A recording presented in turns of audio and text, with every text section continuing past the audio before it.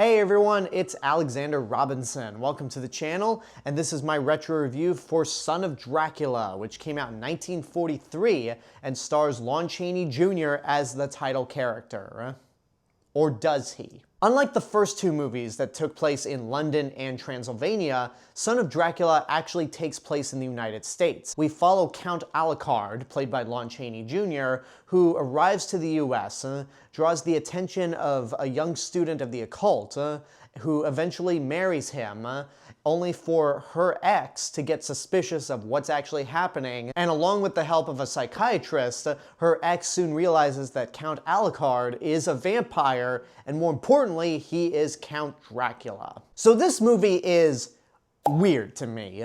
The first thing that kind of bugs me about this movie is the film's title. It's called Son of Dracula, yet in the credits, Lon Chaney Jr. is credited as playing Count Dracula. There is no connection at all to the original Dracula with Bela Lugosi, and throughout the whole movie, they build up Count Alucard as being Dracula spelled backwards, and the big twist is that Alucard is actually Dracula.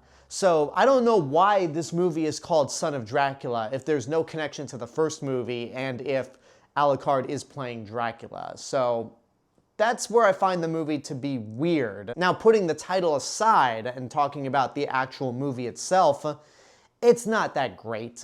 It has the same issue that I had with Dracula's Daughter in the sense that it goes through the same motions as the original Dracula, but doesn't really add anything to it. Except this movie, by comparison of Dracula's Daughter, doesn't really have any interesting ideas.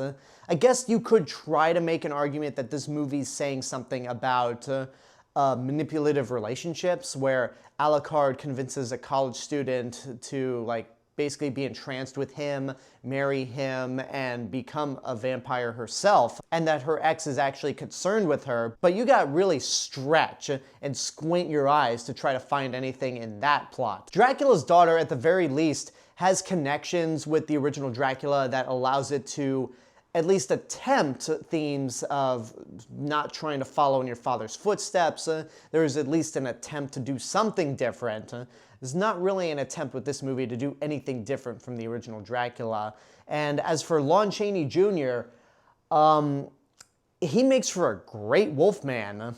He is a terrible Dracula. Outside of playing the Wolfman, Lon Chaney Jr. actually did play a lot of other Universal monsters, because the Wolfman was a big hit, so he was contracted by the studio to appear in a lot of movies. He did play the Mummy Karis, he played the Frankenstein monster, obviously the Wolfman, and with this movie, he plays Count Dracula. And apparently, he wanted to play the Phantom of the Opera in the colored remake. And the story goes is that he was upset that Universal didn't cast him in the role that his father made famous in 1925. And since then, he has had a grudge against Claude Rains. I actually didn't know about this until after I recorded my review for the colored remake, and I gotta say, I cannot imagine Lon Chaney Jr. playing the Phantom of the Opera. Claude Rains works because he has that Shakespearean gravitas to him. Lon Chaney Jr. does not have that. And again, just because he made for a great Wolfman doesn't mean he can give good performances for the other Universal monsters. There are some things I like about it. I like the way it's shot. I like how, in comparison to the first Dracula, you could see the evolution of filmmaking in terms of sound movies, where Dracula was just super quiet, with no music at all except for Swan Lake in the beginning. And yet this movie has a full-on score. The actors are more confident because sound movies are at least a decade old. I also like how this movie shows Dracula's transformation. You obviously got the bat on strings, which is always charming to watch in these old movies. But there's actually a brief animation where we get to see the bat turn into Dracula. How they do this effect is they simply have the bat on a string flying around, and then they animate Lon Chaney Jr.'s back to simulate that he's transforming from the bat into human form. And it's cheap knowing that he had to face away from the camera just because his cape is black and it would just be cheaper to have black animation.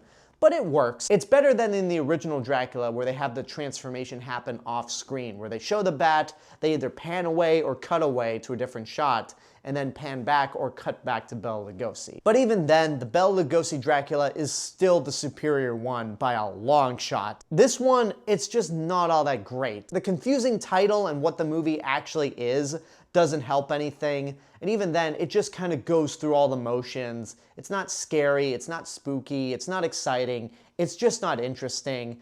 I say don't waste your money on it. This is a slightly longer movie than the others. It's about 1 hour and 20 minutes, which is not a long movie, but for something that's this disinteresting, I wouldn't recommend it. And there you go, that's my review for Son of Dracula. I hope you enjoyed it. Now, this might be the end of the solo Dracula movies, but we're not quite done with Dracula. We'll get back to him a little later, but for now, we're gonna transition over to the other iconic Universal monster, and possibly the most famous of the bunch, the Frankenstein monster. So next up, I'm finally gonna be reviewing the 1931 classic, Frankenstein. In addition to watching all the Universal monster movies that I have not seen before, this series is a great opportunity for me to finally review the other classics that I haven't gotten around to. So I am super excited to talk about the first 2 Frankenstein movies. So thank you guys so much for watching this review, and I want to give a special thank you to my subscribers and YouTube members right over here.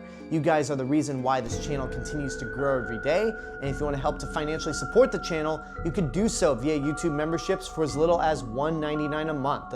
But until next time, I want to know what you guys think about Son of Dracula. Whatever your opinions are, let me know in the comments below. Don't forget to like the video, subscribe to the channel, and hit the bell button to get notifications.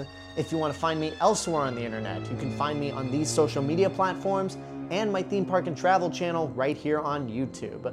I'll see you guys in the next video, but until then, have a good day and take care of yourselves.